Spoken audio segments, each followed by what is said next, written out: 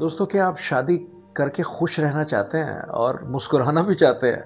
तो आपको शादी के पहले 2 से ढाई साल तक रोना पड़ेगा। दोस्तों, ये मैं मज़ाक नहीं कर रहा, ये हकीकत है। और उसकी क्या वजह है, ये मैं आज आपको बताऊँगा कि शादी के बाद जब 2 कोई भी इंसान मिलते हैं, याद रखें, तो उनकी आदत, उनकी मेंटालिटी, उनकी ज़िंदगी किस स्टाइल में अपने-अपने घरों में गुज़री हुई होती है, वो टोटली मुख्तलिफ होती है और बिल्कुल मुख्तलिफ होती है और उनको अंडरस्टैंडिंग करने में काफ़ी अर्सा लगता है। तो याद रखें, जब भी आप शादी करें, और जिन लोगों की शादी हो चुकी है उनका तो ये प्रैक्टिकल एक्सपीरियंस भी होगा।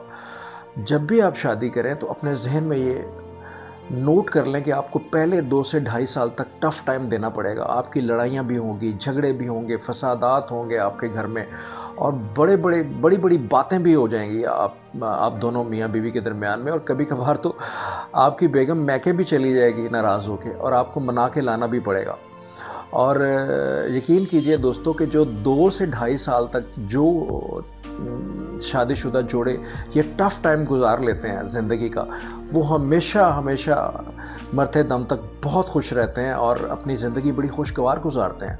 उसकी वजह ये होती है दोस्तों कि पहले 2 से ढाई साल का जो पहला कुछ अरसा होता है, उसमें वो एक-दूसरे की बातों को समझने की कोशिश करते हैं, और जिन बातों की वजह से उनकी लड़ाई होती है, झगड़े होते हैं घरों में, उनको वो अंडरस्टैंड कर जाते हैं और उनको पता चल जाता है कि यार मेरी बीवी किस बात से नाराज़ होती है, मैं वो बात ना करूं।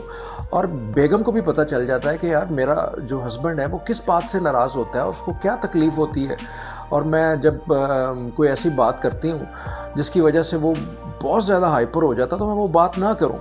जब ये दोनों पार्टनर एक दूसरे को अंडरस्टैंड कर लेते हैं तो यकीन जानिए उनकी ज़िंदगी बहुत खूबसूरत गुजरना शुरू हो जाती है। लेकिन टफ़ टाइम उनका पहले 2 से ढाई साल तक होता है, उसमें बहुत से मसाइल होते हैं, क्योंकि 2 घरों का आपस में मिलना होता है, ना कि 2 लाइफ पार्टनर्स का आपस में मिलना, बल्कि 2 मुख्तलिफ घरों का या 2 ख़ानदानों का आपस में मिलना होता है। और बहुत से ऐसे प्रॉब्लम्स होते हैं जिसको हम यहाँ पे अब बयान नहीं कर सकता, इस पे तो बहुत बड़ी डिबेट चाहिए। लेकिन वो शादीशुदा जोड़े कामयाब होते हैं, याद रखें, जो किसी थर्ड पर्सन को इन्वॉल्व नहीं करते इन 2 से ढाई सालों में। जहाँ पे तीसरा आदमी को इन्वॉल्व होता है, याद रखें, तो वहाँ पे एक परमानेंट डैमेज होना शुरू हो जाता है, और डाइवोर्स की जो रेशो है हमारे मुल्क में बहुत ज़्यादा बढ़ गई है। वो उसकी वजह ये है कि हम लोगों में टॉलरेंस ख़त्म हो गई है, हम बर्दाश्त नहीं करते।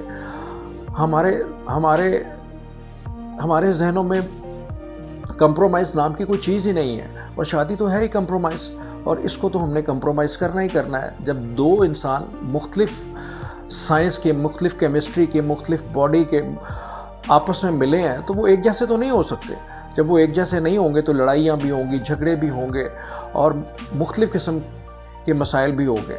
लेकिन अगर उन दोनों ने किसी तीसरे इंसान को इन्वॉल्व किए बगैर वो 2 से ढाई साल गुजार लिए और अपने आप को अंडरस्टैंड कर लिया दोनों ने कि हम किस बात की वजह से लड़ते हैं, तो यकीन जानिए उनकी ज़िंदगी बहुत खूबसूरत गुजरेगी और एक मिसाली ज़िंदगी होगी उनकी। और ये मैं आपको हकीकत बता रहा हूँ, आपकी ज़िंदगी में भी बहुत से ऐसे फ्रेंड्स एंड फैमिली मेम्बर्स होंगे जिनके साथ ये सारा पार्ट हुआ होगा। क्योंकि शादी जो है ही सेक्रीफाइस का नाम है, कंप्रोमाइज़ का नाम है।